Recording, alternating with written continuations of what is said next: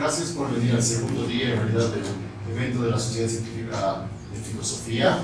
Hoy el doctor Brito Sada Pereira nos va a hablar sobre manejo de fuentes bibliográficas, así que por favor pongamos atención y demos un fuerte aplauso.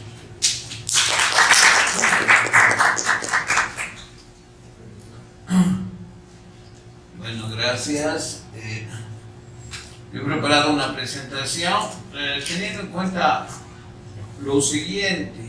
En primer lugar, que esto está organizado por la Sociedad Científica de Filosofía y entiendo que los asistentes son estudiantes de filosofía. Si hay otras carreras, bueno, espero que lo que exponga les sirva también, pero es muy probable que no sea así. Es decir, esta exposición está realizada para estudiantes de filosofía. La otra advertencia que creo que debo hacer es que es una presentación para estudiantes de filosofía que pronto, o tal vez ya actualmente, se encuentran realizando sus tesis de licenciatura, porque emplear fuentes bibliográficas para filosofía también puede darse para las materias, es decir, para las asignaturas del plan de estudios que tiene 8 semestres. Pero eso no es lo más importante. Lo más importante es, en mi opinión, las fuentes y la creación filosófica evidenciada en la tesis de licenciatura. Entonces, tengan en cuenta por favor estos aspectos. Yo no he hecho algo en general para cualquier persona que se inscriba y asista. Tampoco es un conjunto de recomendaciones prácticas, sino es una ponencia que va a durar hasta las 8 de la noche sobre la creación filosófica. Creo que hacer filosofía implica siempre crear nuevas ideas, desarrollar el pensamiento propio. Y en ese sentido, la creación de pensamiento filosófico es el objetivo de la carrera de filosofía. Formamos para reflexionar, para interpretar, pero también para producir creativamente pensamiento propio. Ese es el sentido de la filosofía y es sobre eso que yo voy a hablar. No se trata de recomendaciones prácticas, de cómo buscar, no sé, en internet, o cómo usar algunos recursos o trucos en internet para conseguir artículos. No, se trata de algo diferente que tiene que ver con la creación filosófica como resultado del trabajo en filosofía. Es decir, yo estoy aproximadamente ya 3 décadas y media en la carrera desde que fui estudiante y he sido muchas veces tutor de tesis, tribunal de tesis, y he visto en varios casos que hay tesis de filosofía realmente propositivas que deben considerarse contribuciones al pensamiento filosófico. Y en ese sentido, esta charla tiene la finalidad de orientar de manera muy general para el desarrollo de las tesis de filosofía para quienes están estudiando el nuevo plan de estudios, que son los 8 semestres. Entonces, no son recomendaciones prácticas que posiblemente algunos querrían encontrar en esta exposición, sino consideraciones teóricas sobre el sentido, el objetivo de hacer filosofía y de que exista una carrera como la nuestra, que es la más antigua de la facultad, es de los años 40, es la más antigua de la Facultad de Humanidades. Bien, entonces dicho esto, lo que primero hay que plantearse para hacer una tesis de filosofía es elegir el tema. Y el tema, en realidad, inicialmente se presenta como una temática. ¿Qué es una temática? Un conjunto de temas. Y varios temas que inicialmente se presentan de forma disipada, imprecisa.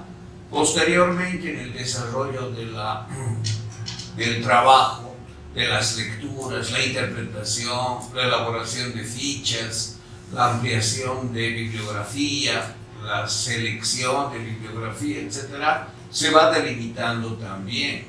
En ese sentido, el trabajo de elaborar una tesis de filosofía no se reduce a etapas muy marcadas.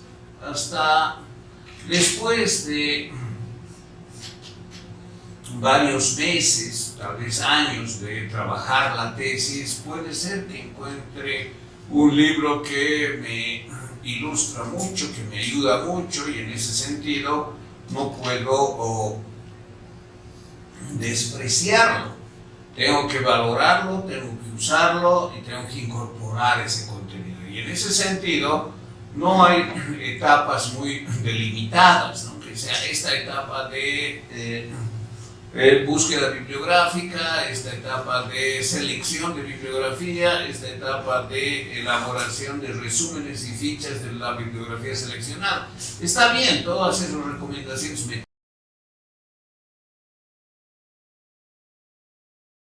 metodológicas, que seguramente ustedes como estudiantes de filosofía las conocen porque hay esas asignaturas, las realizan. Pero también es posible que después de prácticamente estar en un momento de elaboración ya final aparezca un nuevo texto.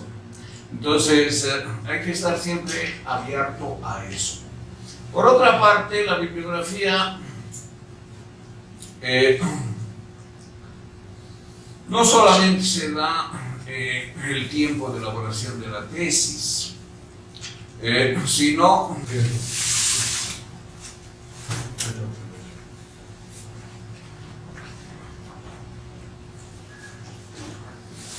bueno, les decía entonces que la bibliografía no se delimita a unos pocos meses, sino es resultado también de la larga formación filosófica. Y es posible un libro que yo leí en el primer semestre de la carrera me sirva en mi tesis. Es decir, si encaro la formación con responsabilidad, con dedicación, desde el primer momento lo que haga me va a ser útil. Algunos posiblemente no, pero otros sí. Por ejemplo, leer historia de la filosofía siempre me va a ser útil. Los libros de historia de la filosofía que comience a leer en el primer semestre van a ser muy útiles para cualquier tema de filosofía que elija. Hay varias formas de elegir un tema para la tesis de filosofía. Una forma es, por ejemplo, un autor.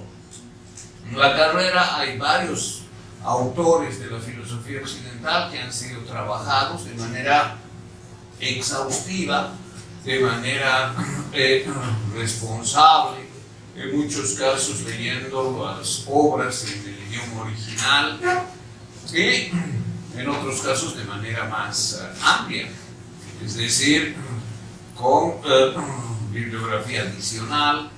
Conozco las tesis, yo tuve la oportunidad de hacer un trabajo de investigación cuando me titulé de licenciado en filosofía sobre las tesis que se habían defendido hasta ese momento.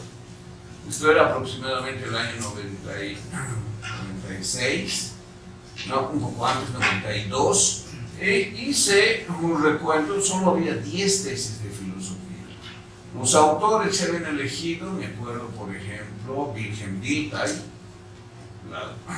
la doctora Ivanovich hizo sobre Dilthey, Althusser, por ejemplo, el licenciado Bedregal hizo sobre Althusser, Platón, por ejemplo, el finado licenciado Santibáñez hizo sobre el Timeo de Platón, y así, la mayoría de las tesis, casi las 10 que existían hasta ese momento, en el año 92, eran sobre autores. Yo mismo hice mi tesis de licenciatura sobre Hegel. Entonces, ese es lo más frecuente, y obviamente la base para hacer una tesis de filosofía centrada en el pensamiento de un autor, sea un libro, sea varios libros de ese autor, supone la lectura de esos libros, mejor, como les decía, en el idioma original. Entonces, una manera de hacer frecuente, una manera frecuente de hacer tesis en filosofía es elegir autores. Y hasta ese momento, el año 92 que hice esta investigación, había estos autores que les digo y otros más. Hartmann también fue fue objeto de estudio de otro tesista. En esa época hice una investigación que incluía las tesis del ISET. No sé si saben qué es el ISET, Instituto Superior de Estudios Teológicos de Cochabamba, donde también se ofrece filosofía, pero con enfoque religioso.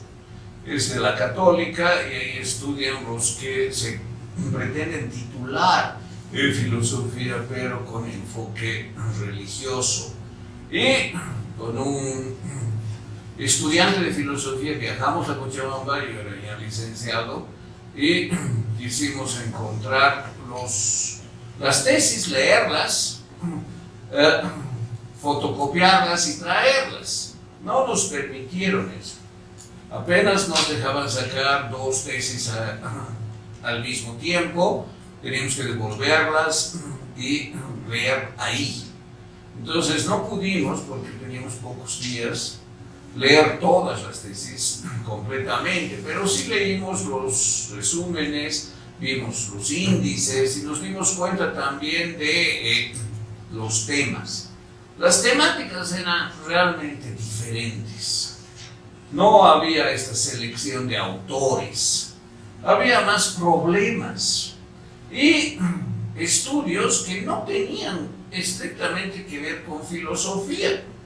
Había una tesis, por ejemplo, sobre la filosofía de Lacan, había otra sobre la filosofía de Felipe Delgado, de Jaime Sáenz, había otra tesis, la filosofía del aparapita cochabambino.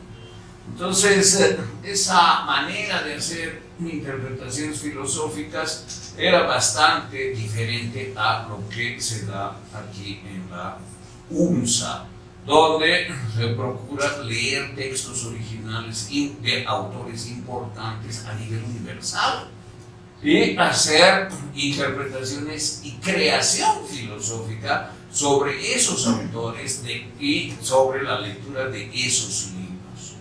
Entonces, hicimos esta investigación, esta comparación. Curiosamente, en menos años de antigüedad, porque la Católica de Cochabamba tiene muchos menos años que la carrera de filosofía de la UNSA, tenían 63 tesis defendidas. Nosotros habíamos llegado este año solo a 10. Pero la diferencia era notable. No había un solo autor, filósofo occidental de renombre que haya sido objeto de estudio en el ISET. A lo sumo había una tesis sobre Karl Rahner, que no es filósofo, es teólogo. Entonces había esa diferencia. Y advertí yo que esa diferencia mostraba también, bueno, el enfoque confesional de la Universidad Católica el sentido de la formación filosófica para futuros sacerdotes en la Universidad Católica de Cochabamba, y por otra parte, la libertad de pensamiento, la ausencia de orientación confesional de la carrera de filosofía de la UNSA, donde cualquier problema, época, escuela, ismo o autor podía ser elegido como un objeto de estudio para la realización de la tesis de licenciatura. Entonces, las temáticas que se admiten acá en filosofía son muy diversas, sin ninguna orientación previa, sin ninguna declaración confesional de contenido, de orientación ideológica, como es el ICET de Cochabamba. Bien, entonces, no solamente son autores los que se pueden elegir, sino escuelas, por ejemplo, un ismo, el marxismo, una época, por ejemplo, el Renacimiento, un problema, el problema del conocimiento, etc. Entonces, son enfoques diferentes, sea por épocas, ismos, autores o problemas, los que dan lugar a elegir las tesis de licenciatura en la carrera de filosofía de la UNSA. Sin embargo, hay que tener en cuenta algunas características del objeto de estudio. Por ejemplo, ¿cuántos autores hay? Por ejemplo, ¿cuántos ismos? Y también cuántos problemas. Entonces vamos a encontrar que hay diferentes etapas, 4 etapas en general de la historia de la filosofía occidental, y en esas 4 etapas vamos a encontrar también una enorme cantidad de filósofos de primer nivel. No estoy hablando de filósofos epígonos de otros, o que sean seguidores de los epígonos, o que se consideren de cuarta línea, sino de los de primer nivel. ¿Quiénes son los de primer nivel? Los creadores de pensamiento propio, los creadores de sistemas filosóficos. Y identificando esos filósofos, también se multiplica la cantidad de obras que son capitales para el estudio de la filosofía y para hacer una tesis. Por ejemplo, les hablaba el Timeo de Platón, para leer el Capital de Althusser. Esas eran algunas obras de las tesis de filosofía. Yo hice mi tesis sobre Hegel y hice sobre las lecciones sobre filosofía de la historia. Esa era la obra que yo leí, que en realidad Hegel no la escribió, sino la impartió como lecciones. Y sus estudiantes transcribieron las lecciones y se publicó un libro de 700 páginas que realmente es magnífico. Entonces, hay que tener en cuenta estos detalles. Por ejemplo, vamos a encontrar 60 filósofos de primer nivel en la historia de la filosofía. Aquí tienen una lista, no están todos, pero la mayoría, que son posibles de elegir. Entonces, la pregunta siempre ha de ser, ¿qué fuentes uso? ¿Qué recursos? ¿Cuál es la obra base? La obra base es muy recomendable. Si es un autor, una obra fundamental del filósofo. Si elijo Descartes, por ejemplo, nadie ha hecho sobre Descartes. ¿Cuál sería la obra? Es que a mí me gusta la metafísica. Tiene que ser meditaciones metafísicas. No, yo quiero Descartes, pero no tanto la metafísica. Yo prefiero más la teoría del conocimiento, el racionalismo de Descartes. Entonces es el discurso del método.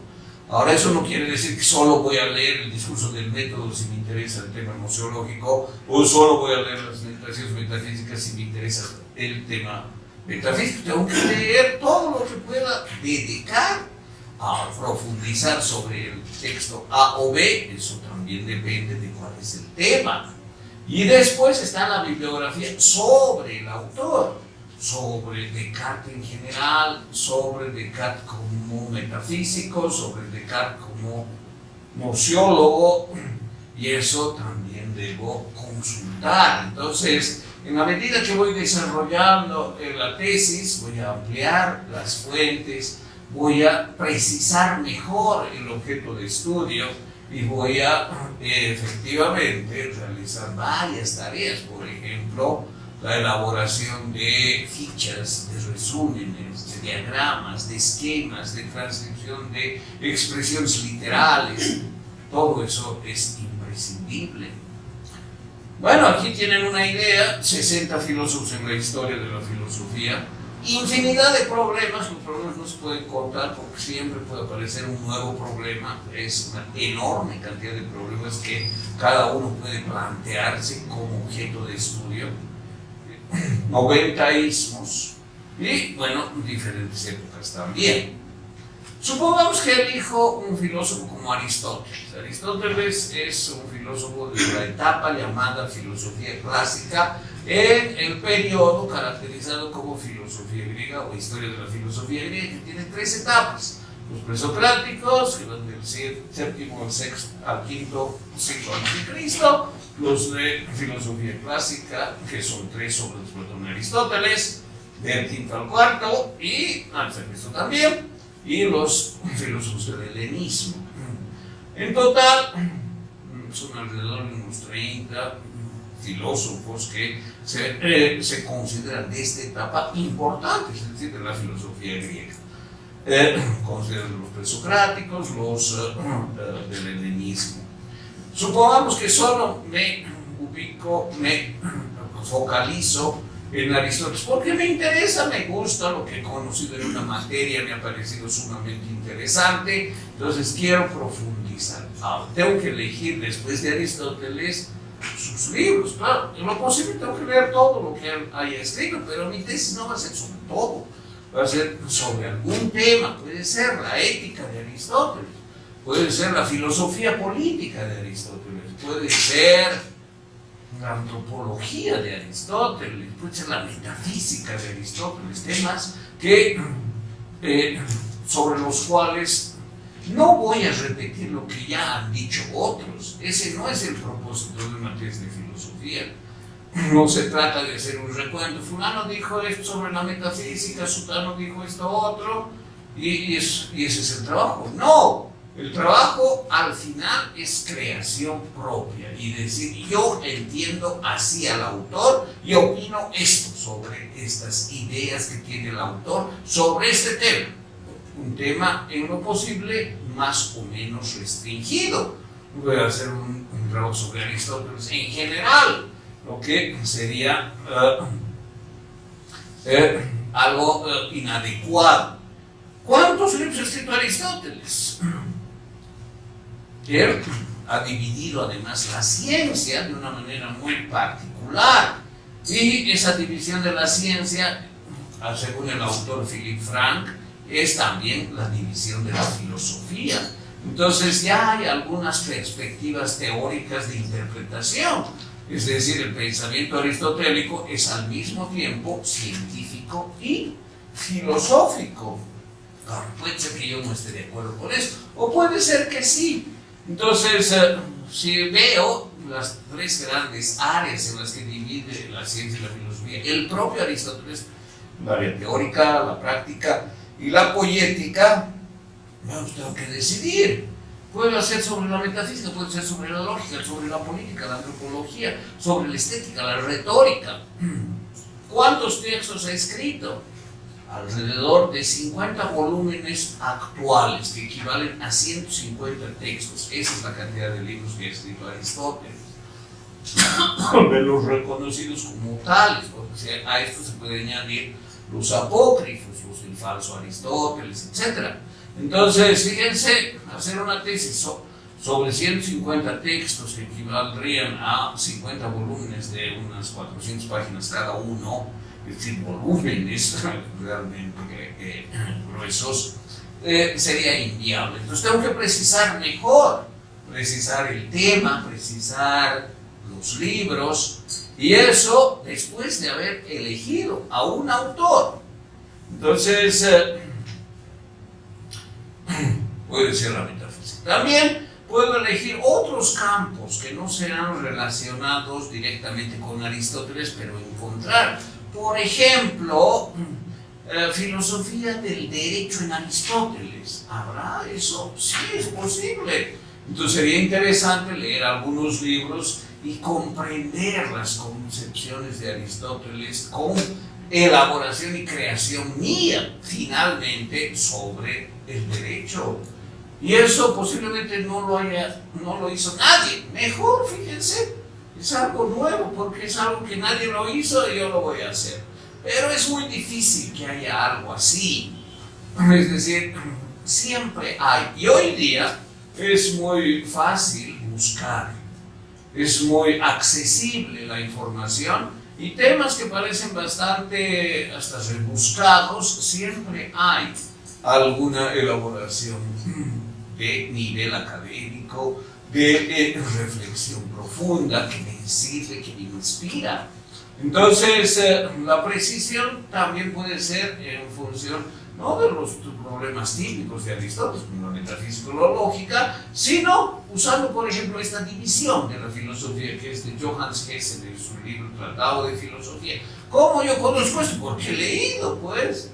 He leído este libro en Introducción a la Filosofía. En filosofía griega conozco varios textos de Platón, de Aristóteles, entonces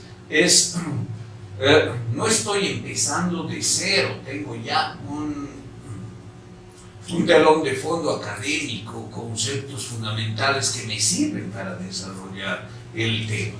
Entonces, todos estos aspectos hay que conciliarlos. Puedo elegir el tema de la teoría del conocimiento de Aristóteles y para eso me sirve, por ejemplo, el libro de Hesse, que es teoría del conocimiento y los problemas del conocimiento. Aquí están varios problemas y puedo decir, a ver, ¿qué problema de Aristóteles? Criterio de verdad. ¿Cuál será el criterio de verdad en la filosofía o en la gnoseología de Aristóteles? ¿Es algo más preciso? La búsqueda de ser más puntual y el resultado también que mi creación sea no solamente propia, personal, sino que tenga cierta relevancia. Es decir, que yo diga mi punto de vista, mi interpretación de este autor, de este tema, con base en lo que he podido buscar, leer, sistematizar, analizar, criticar y finalmente afirmar mi propio punto de vista. Entonces, ese es el propósito de una tesis en filosofía. No es simplemente hacer un recuento de que fulano dijo esto sobre tal tema, sino es la creación filosófica. Y así puedo ver otras temáticas. Por ejemplo, la metafísica, estos temas de Hegel, que son los tres temas de Hegel en la dialéctica, en su ciencia de la lógica, el ser, la nada y el devenir, o de Kant, el hecho de que para Kant haya tres problemas de la metafísica, Dios, alma y mundo, pero sobre esos no se tiene ningún conocimiento concluyente, solo son en realidad posiciones sin relevancia de valor de verdad. Otros temas, los valores, la moral, la axiología, la antropología filosófica, la ética, la estética, la filosofía de la religión, son temáticas. Entonces, el desarrollo de una tesis debe, en primer lugar, de limitar ese ámbito en el que yo voy a reflexionar, voy a investigar, voy a leer, voy a trabajar, posiblemente durante años. Una tesis de filosofía no es producto de unos cuantos meses, unos cuantos semestres. Eso también vi en la investigación que hice. Y bueno, algunos tenían 5, 7, 10 años, a mí mismo me llevó varios años. Y hace poco un compañero mío de hace 30 años recién defendió su tesis, después de 30 años de haber sido egresado, al haber terminado un plan de estudios, porque no hay premura. Y si no hay premura, ¿para qué es el título? No es para trabajar, porque las fuentes de trabajo tampoco son muy expectables y no hay muchas. Es para profundizar, para contribuir al pensamiento, que no solamente es de los profesores y el tribunal que va a leer, sino es para todo el mundo. Un tema filosófico tratado con seriedad, investigado con exhaustividad, que tenga una posición original y sea creativo, al final es una posición y una respuesta a situaciones de cuestionamiento universal. Y en ese sentido, ahí radica su valor, no hay premura en la elaboración, porque no se trata de copiar, de cortar y copiar y presentar algo para que un tribunal apruebe por casualidad, sino se trata de crear pensamiento que tenga relevancia, que sea reconocido y que yo me sienta identificado con lo que he escrito porque me expresa lo que pienso y expresa mi posición, mi sistematización. Entonces, hay también otras opciones, aparte del enfoque occidental. Yo puedo ver enfoques, por ejemplo, del pensamiento oriental, la filosofía hindú, lo mismo, sistemas, ismos, etapas, regiones, filósofos de la filosofía china, de la filosofía latinoamericana. En esas 10 tesis que yo investigué, había 2 sobre filosofía latinoamericana y una sobre pensamiento boliviano, precisamente sobre Franz Tamayo. Esa tesis lamentablemente no la pude leer porque desapareció. No sé qué ha sucedido, pero no existe en ninguna biblioteca de la facultad ni de la universidad. La busqué mucho, tenía interés de leerla, pero no la conseguí. Bueno, esas son algunas particularidades. Entonces, estamos hablando de personas que ya han terminado la formación básica de 8 semestres, que tienen conocimiento por lo menos en 22 áreas temáticas, que han conocido al menos 80 autores como mínimo de una u otra manera, que no estoy hablando de ese conocimiento exhaustivo de los 60 de primera línea, sino de los autores que de una u otra manera han conocido ustedes, en muchos casos superficialmente, porque claro, en los 8 semestres, 10 autores por semestre es imposible, ¿no? Solo se puede uno, y no ese autor plenamente, sino una parte de su pensamiento, una disciplina. Entonces, tienen información sobre más o menos 200 libros, 60 textos, conocen 300 soluciones, han reconstruido más o menos unos 80 sistemas, conocen unos 30 ismos. Entonces, con esa formación, con esa sólida preparación, pueden hacer una creación filosófica que se va a plasmar en sus tesis. Y para eso, la elección de la bibliografía, la ampliación de los textos que hablan sobre el autor, sobre el problema, sobre la época, es fundamental. Y en ese sentido, ese es el desarrollo del trabajo en filosofía.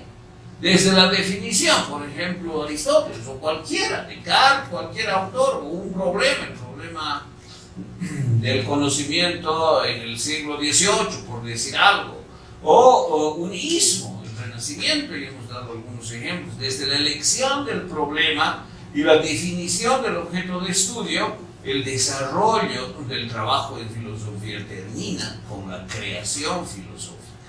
Y eso supone seleccionar las fuentes que tienen que ver directamente con el autor, el problema, la época o el ismo, fuentes originales, obviamente.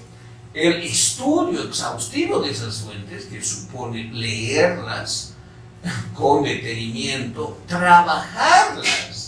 Eso es imprescindible. ¿Qué significa trabajar un libro? Hay que hacer el resumen, hay que hacer las fichas, hay que extraer citas literales, enfáticas, hay que articular el pensamiento, tengo que reconstruir, y eso significa interpretar. La interpretación es fundamental, necesaria, imprescindible. Creo que Ramiro Salazar les ha hablado de eso, del enfoque hermenéutico, y eso es fundamental. No hay filosofía sin interpretación, sin la manera como yo concibo lo que estoy leyendo, que no es la definitiva ni la forma verdadera única. Esa es una presunción. Lo que yo estoy entendiendo, lo que yo estoy leyendo, lo que estoy trabajando es lo que yo puedo ver de este autor. Y posiblemente eso sea coincidente con la forma como otros que han interpretado hayan visto esa obra, ese autor, o tal vez no. Y haya otras visiones, otras interpretaciones, y ninguna es mejor que la otra. Pero si lo hago con rigor, con sistematicidad, con responsabilidad, con detenimiento, entonces mi posición es tan válida como cualquier otra. Si no copio lo que encuentro de un texto en internet, posiblemente si copio vale, pero vale como idea del autor original, de quien yo he copiado, no es mi idea. Y posiblemente eso, aunque sea una muy buena interpretación, ni siquiera yo la comparta plenamente. Entonces la interpretación, el trabajo hermenéutico es fundamental y culmina con la creación filosófica, que es escribir mi propio texto. Y para eso este es el procedimiento que supone elaborar durante varios años, 2 por lo menos. Yo he estado como 5 y he tenido que rehacer como 4 veces mi tesis, porque el tribunal decía, bueno, ¿y aquí cuál es la parte creativa, original suya? No encuentro mucho. Entonces, esforzarme en eso ha sido una demanda que finalmente pude hacerla en el sentido de satisfacer a ese miembro del tribunal que en definitiva con sus observaciones, con su reticencia a darme luz verde, ha favorecido para que yo pueda mejorar mi tesis y efectivamente aportar con una creación filosófica.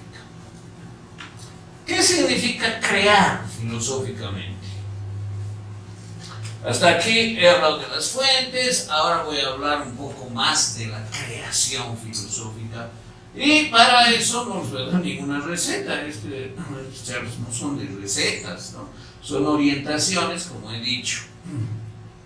Crear filosóficamente, ¿qué significa? Aquí hay algunos análisis de las palabras. Creación, por ejemplo, que proviene de poiesis, del griego, ¿no? Pero esta palabra poiesis, que es griega antigua, significa al mismo tiempo creación y poesía, fíjense. Es muy interesante que la poesía sea entendida como creación y la creación en general sea poesía. Si todo creador de alguna manera hace algo bello.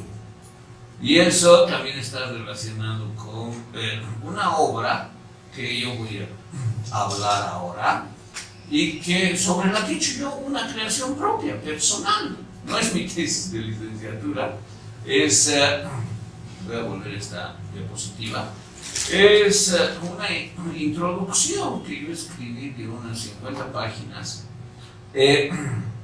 a una traducción del griego realizada por el doctor Mario Frías Infante.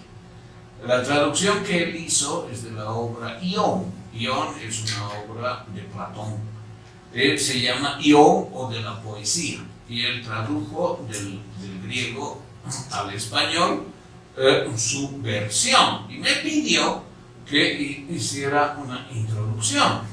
Si se puede ver un poquito, aquí, esta es la obra, si la ven ahí con un poco de luz, que no es muy grande, porque en realidad el diálogo es muy breve, pero mi texto ha sido largo. Ahora, ¿por qué creo que ha sido una creación filosófica la mía? Por lo que, bueno, el mismo doctor Frías, no sé si algunos lo conocen, me ha escrito sobre el texto. Leí detenidamente la introducción, me gustó mucho, le agradezco. Y eso en marzo de 2014, que es la época en que se publicó este libro. Entonces, yo les doy esto como un ejemplo de creación filosófica, para que vean, aparte de lo que he dicho, las características de la producción filosófica, de manera que sea finalmente reconocido. ¿Quién ha reconocido que le ha gustado, que estaba bien, que es un aporte, bueno, todo eso me lo dijo también verbalmente y en la presentación, una eminencia como es el doctor Mario Frías.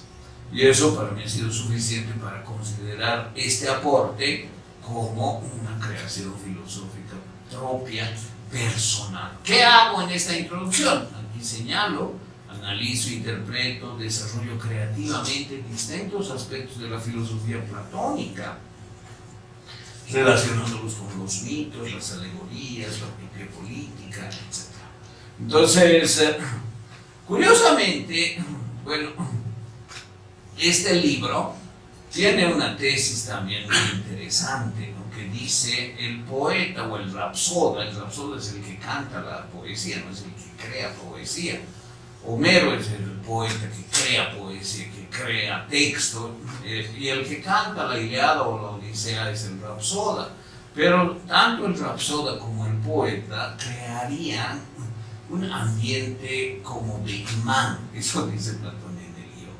Es decir, crearían un campo de fuerza magnético que involucraría al rapsoda, al poeta, a las musas, la musa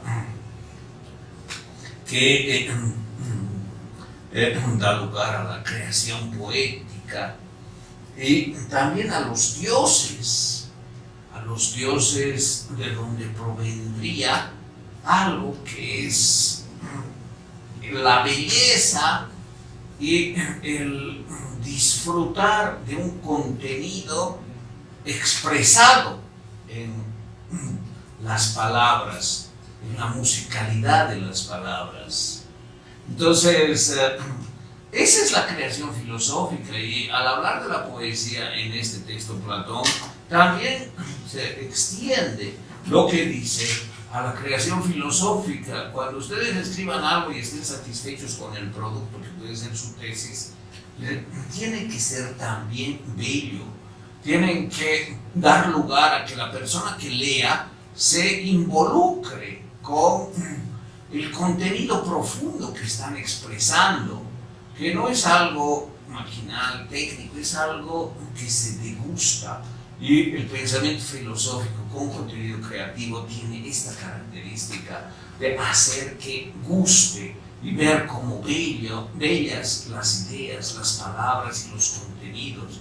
Cuando logran eso, es algo de su elaboración propia, tiene sentido la filosofía, están haciendo filosofía y están expresando en la filosofía su ser, su concepción, su pensamiento, sus ideas. Y eso es algo maravilloso que solo la filosofía puede dar, y que también de alguna manera lo hace la poesía como creación.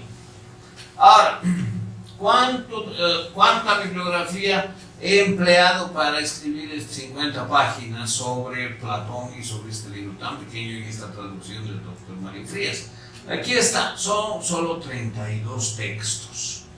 Y de esos 32 textos, 4 eran diccionarios, uno griego-español, el doctor Frías era mi profesor de griego, 2 mitológicos, diccionarios mitológicos, uno de esoterismo. Aquí está la descripción al detalle, por ejemplo, de los diccionarios, ¿no? De Carlos Gaitán, diccionario mitológico, dioses, semidioses y héroes de la mitología universal. Y así sucesivamente, 3 estudios sobre filósofos, uno sobre Platón, otro sobre Heidegger, del doctor Rubén Carrasco de la Vega, otro sobre Sócrates, después 3 obras de la literatura clásica, uno de Esquilo, una obra de Esquilo, otro de Eurípides, de Ovidio. Ahora, todo eso va surgiendo en el desarrollo del tema. Leo la traducción, leo sobre Platón, estudio a Platón, profundizo, leo otras interpretaciones y van apareciendo estas necesidades. También lo que leí antes, yo tuve la oportunidad, por ejemplo, de hacer una investigación en la Universidad de Duke en Estados Unidos durante un semestre, y leí el feminismo estadounidense a fines del siglo XX. Y en los libros que leí de las feministas, muchas epistemólogas científicas de ciencias como la biología, por ejemplo, hablaban sobre Platón, porque eran también filósofas, y tenían una opinión bastante peyorativa de Platón desde el feminismo. Entonces, preguntarme si su interpretación, la de ellas, era correcta, adecuada, era también algo que yo me pregunté al elaborar esta introducción. Entonces, tuve que recurrir a 5 artículos especializados, un libro de feminismo de estas autoras que hablan despectivamente sobre Platón, y otros textos diversos, otros textos específicos, 7 sobre mitos y religión. La lista está aquí. Entonces, algunos son en otros idiomas, no todos en español, y efectivamente también las obras clásicas que tenido en cuenta, como una de Aristóteles, 4 de Platón, viendo diferentes traducciones, conociendo a los mejores que han elaborado traducciones específicas y son reconocidos universalmente como los mejores. Y también eso he completado con los diccionarios, el diccionario bilingüe, que me ha permitido analizar algunos temas. Entonces, fíjense, 32 textos para 50 páginas. Eso lo he realizado más o menos en un año, aunque había más premura del doctor Frías, pero ha sido ese tiempo, y considero como el mismo una creación filosófica. Brevemente voy a exponer qué dicen las feministas sobre Platón. A Platón lo incluyen dentro de una lista de filósofos que están aquí, incluye a Marx, a Bacon, Wittgenstein, Popper, etc., que dicen que las feministas, por ejemplo, esta Evelyn Fox Keller, que es una científica destacada, que en Platón y en los otros, y en la filosofía en general, y por ejemplo en el mito de la caverna, que está en la República, prevalecería el modelo de visión. ¿En qué consiste el modelo de visión? Que es el hombre filósofo, el que ve el mundo gracias a la luz que le da, por ejemplo, la razón, a la luz que le da su capacidad, su conciencia, el método racional, y eso el feminismo no lo acepta como el único medio para realizar conocimiento. Obviamente, para las feministas, la visión es solo una manera y no debería ser muy reconocida como la principal, sino es solo una forma de descubrir el mundo. Hay otras formas, por ejemplo, usando el oído o usando la percepción táctil, y más que ver, que eso también se expresa en los textos, hay otras formas. Entonces, esas posiciones feministas terminan obviamente por descalificar no solamente a Platón, sino a la filosofía occidental en muchos de sus representantes, y visualizan también el mito de la caverna como una expresión del modelo de la visión. También esta concepción feminista dice, estos autores, Platón, Bacon, Descartes, Galileo, Wittgenstein, etc., tienen una actitud machista fálica de penetrar al objeto de estudio, y así plantean descubrir las esencias, y eso es muy fálico y estamos en desacuerdo. Entonces, la verdad de la ciencia y de la filosofía tendría un trasfondo que es la penetración del objeto que realiza el filósofo varón, que desde su conciencia penetraría al objeto descubriendo la esencia. Aquí hay algunas portadas de los libros que leí cuando hacía esta investigación en Duke, que tienen estas críticas a Platón y a otros pensadores. Dicen también, critican y están en contra de que habría un tránsito del mito a logos, del mitos, es decir, ¿qué es el mito? Es la complicidad, el compromiso oral, eminentemente femenino, que se encuentra, por ejemplo, en textos de Homero y de Hesíodo, y no en construcciones racionales. Es siempre ambiguo, es confuso, piensa lo femenino con un poder oscuro, evoca narraciones. Entonces eso es lo que valoran las feministas, más el discurso mítico, y están en contra del discurso lógico, del discurso racional, del discurso que expresaría la ciencia y la filosofía, porque mostraría el modelo de visión y la penetración del objeto contra lo que expresan sus posiciones radicales. Es decir, el logo sería androcéntrico, pondría en el centro de todo al hombre, sexista, es masculino y fálico. Entonces, ellas están en contra de que habría una superación del mito con la razón, sino que habría un dominio del lobo sobre, en definitiva, las mujeres, y por eso descalifican a autores como Platón. Sin embargo, hay varias objeciones que uno encuentra en diferentes fuentes. Por ejemplo, en las Euménides aparece Clitemnestra, que era adúltera, mató a su marido, pero sobre ella no es perseguida como es perseguido su hijo Orestes, porque en la antigüedad de la época, es decir, la época de la guerra de Troya, lo más importante era la madre, la mujer, la madre, no el hombre, no el padre, ni siquiera el hijo. Y el hijo que atente contra la madre, eso era gravísimo.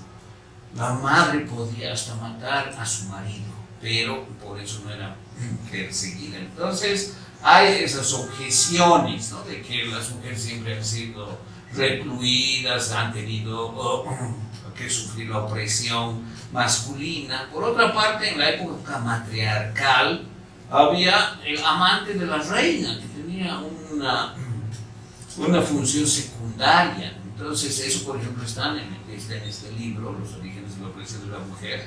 Son autores diferentes tendencias. También en las obras clásicas, por ejemplo, Ifigenia en Tauride, Ifigenia no sigue sus deberes, diríamos, de oficiales de sacerdotisa y busca salvar a su hermano.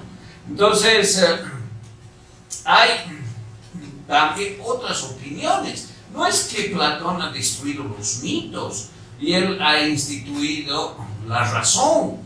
No, Platón habla con mitos, habla de sus ideas más importantes, más profundas, con mitos, al punto que este autor, Joseph Pieper, dice Platón es el forjador de mitos. Hay otros autores como el neokantiano Ernest Cassirer, otra autora como Genevieve Rodis Lewis, pero esta no es feminista, y los positivistas que dicen, claro, Platón representa el tránsito del mito al logos, él expresa la razón, no es así. Hay varias interpretaciones, autores, y es evidente que hay muchos contenidos profundos de la filosofía platónica que se expresan con alegorías, por ejemplo, el mito de la caverna. Pero no es solamente el mito de la caverna, hay varios mitos, por ejemplo, el mito de la auriga, el anillo de Giges, el tonel agujereado, el mito del tirano, el mito de la creación del mundo. Hay varios mitos que expresan contenidos fundamentales del pensamiento de Platón y que muestran que para él no solamente los poetas, sino las alegorías, los mitos, él mismo creó, repitió, recreó, revivió los mitos de manera que le permitieron expresar contenidos filosóficos profundos como la concepción de la epistemia y la doxa, es decir, el conocimiento y la opinión, como la teoría de la metempsicosis o la reencarnación. En fin, entonces hay que tener este conocimiento de los mitos en la obra de Platón, su importancia. Además, los mitos no expresan errores. Puede parecer que hay mitos que son muy errados, pero ahí también se encuentran gérmenes racionales. Por ejemplo, en mitos de mucha elaboración imaginativa hay el germen de la teoría de la evolución ya en la antigüedad. Y por otra parte, si se habla de logos, hay también situaciones no resueltas por el logos. Es decir, el logos no es un discurso cerrado, impermeable y perfecto. Siempre da lugar a objeciones. Por ejemplo, el método de Aristóteles, que muchos han pensado que es solo deductivo, en realidad es inductivo y deductivo, no se cuestiona el problema de la inducción, que solo se cuestionó en la Edad Moderna. Entonces, ni el logos es algo cerrado, ni los mitos han sido aplastados. Y las teorías devenidas de logos pueden dar lugar a mucha especulación y también a muchas críticas, como las feministas que critican no solo a Platón, sino también a Aristóteles. Y frente a esto, claro, hablan, por ejemplo, de la diosa blanca, sobre Graves. Es importante conocer este autor, por ejemplo, las religiones antiguas y cómo el matriarcado, Maturana es otro autor que no lo he señalado acá, por ejemplo, mostraría un mundo de ideas, de relaciones políticas, económicas y sociales tan diferente a lo que el patriarcado cambió después. Bien, voy a concluir, ya se me acaba el tiempo, con lo que es mi propia interpretación después de estos. Mi propia interpretación habla, por ejemplo, del mito de la caverna, narración de la hazaña, esto es lo que he escrito en la obra y que considero mío, de un hombre valiente capaz de enfrentarse a lo desconocido, asciende por una vía dificultosa y empinada, rompiendo las cadenas de la cotidianeidad y de la opinión pública, pero curiosamente lo que le impulsa no es una convicción racional. Al contrario, se trata de un ímpetu existencial, dotándole de la energía que lo guía para ir más allá de lo conocido, para llegar a un mundo ignoto o tal vez para no alcanzar ninguna meta, perdiéndose y sucumbiendo en el intento. Después del ascenso solitario, oscuro e incierto, después de que se produjese el deslumbramiento causado por la súbita y resplandeciente luz del sol, el varón filósofo habría advertido, independientemente de él, que ajeno a su voluntad existe y existirá por siempre el mundo de las esencias, objetivo y trascendente. Bueno, aquí hago algunas precisiones sobre el significado del topos uranos, que es el mundo de las ideas, de la doxa y la episteme, son consideraciones de carácter etimológico, considerando las palabras del griego antiguo que utiliza Platón para referirse a estos conceptos. Y también presento aquí las características del otro mito tan importante aparte de la caverna, que es el mito de la auriga, que está en Fedro. Aquí aparece la metempsicosis, la anamnesis y los conceptos fundamentales de Platón, el alma y el cuerpo como cárcel, el ciclo de los 1000 años para reencarnar, los tipos de alma, la jerarquía de las almas, y después hago dos hipótesis sobre la posición de Platón sobre los sofistas y sobre los poetas. Y la primera hipótesis, respaldada en textos, por ejemplo, como La República, es que Platón es enemigo de los sofistas y de los poetas, al punto que los expulsa de la polis utópica. La otra hipótesis es que Platón es el rey de los sofistas y el rey de los poetas, precisamente por interpretaciones como esa que dice que es el forjador de mitos. Y aquí están las consecuencias de ambas hipótesis, es decir, teniendo en cuenta algunos textos se puede llegar a una conclusión, teniendo en cuenta otros se llega a la otra. Y se puede percibir, se puede concebir a Platón como enemigo acérrimo, destructor de la acción de los sofistas y de los poetas, o como el rey de ambos. Es decir, esas dos interpretaciones son posibles a partir de diferentes textos. Finalmente, hago algunas puntualizaciones sobre las características de la obra que propiamente produce el doctor Frías y las referencias, por ejemplo, al concurso, a Asclepio, que es en realidad el dios de la medicina, Esculapio, el nombre latino, los rapsodas, este tema del imán. Y finalmente voy a leer este texto. Habiendo recibido la lira de su padre, Apolo, pudiendo seducir con su música a hombres, dioses y bestias, el poeta, cantor y músico, hijo de Calíope, se internó en lo más íntimo del submundo, llegando a sus abisales profundidades. Fue el dolor por la pérdida de la mujer amada lo que motivó a Orfeo a emplear sus cualidades artísticas e intentar con éxito obnubilar estéticamente al dios Hades, quien le permitió liberar a Eurídice con la sola condición de que hasta que no salieran de su reino, llamado también Hades, Orfeo no volcara la mirada para verla. Ella lo siguió hasta liberarse, pero lo que sucedió no cumplió la condición impuesta. Orfeo no dominó su ansiedad y cuando llegó al lugar donde había la luz del día, giró la cabeza para ver si Eurídice lo seguía. Ella estaba allí, pero por la transgresión cometida por Orfeo se desvaneció, quedando atrapada de nuevo en lo más recóndito del submundo. Frustrado y desesperado, quien debía salvarla comenzó a vagar por el desierto, tocando su música para rocas, árboles y para las cosas naturales que hallaba. Las fieras se avanzaban, los ríos cambiaban de curso y Orfeo deambulaba solo, errático, habiendo renunciado a toda compañía humana. Al final murió despedazado por mujeres tracias a quienes había prohibido los misterios y quienes, frenéticas por sus dones, quisieron poseerlo, lo pellizcaron y lo mordieron, destrozándolo del todo. No obstante, otra versión del mito establece que su muerte se debió a la ira de Zeus, porque como Prometeo, Orfeo habría revelado algo divino a los hombres, en su caso de los secretos mistéricos.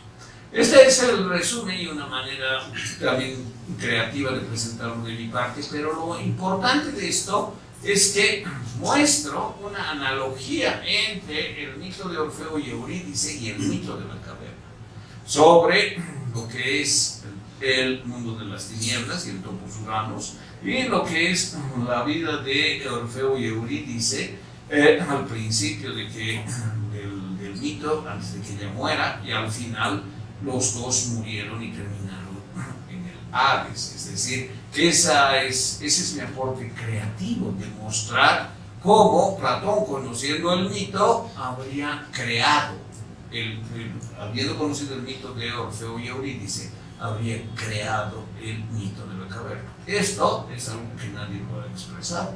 Yo lo muestro en esta introducción y ese es mi aporte creativo.